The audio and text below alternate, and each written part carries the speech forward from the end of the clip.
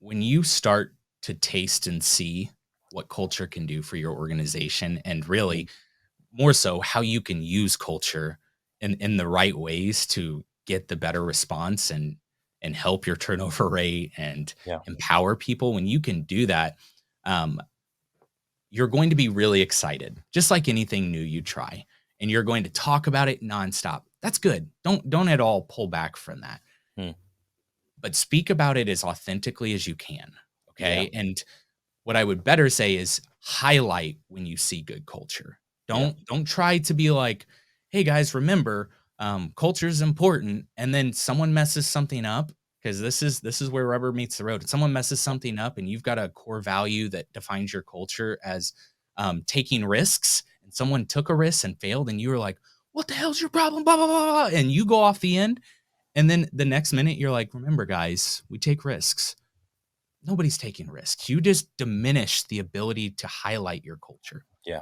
For sure. What do you do in moments like that? Because I'm going to promise you, it's going to happen. You're going to screw up. Own it. Okay. You Yeah. want your culture to be a place that people can do that. And you screw up, be like, guys, I can't believe it. I went against one of the most core values that we have because I was upset and I was emotional. That's on me. Keep taking risks. Okay. Yeah. We don't want to keep making the same mistake twice, but you took a risk. We need to highlight that. Way to go. You failed. No problem. What did we learn? And when you start creating that, you create this environment that allows people to do the thing you say you do. Okay. Yeah. So I Yeah. think you should do this all the time. You should highlight these things. I don't know your organization. I don't know what you're a part of, but if you're not celebrating people and like giving them accolades for doing the things that you say are really important, Right. then it's not going to foster people to want to do that. Okay. Yeah. So, yeah, I think that's probably Yeah. what I'd say about that. Yeah. I often say that culture is defined by what you allow to be okay.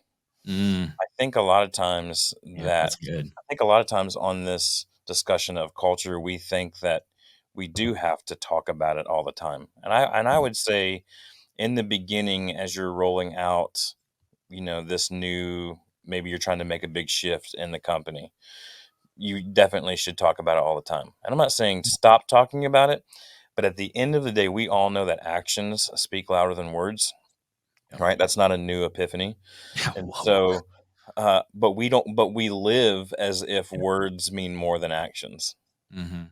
And so culture is defined not by necessarily a set of values. I mean, yes, that's the guardrails. Yeah. That's the reminder of don't forget who we are here. Don't forget who we said we're going to be. Let's be authentic and true to that.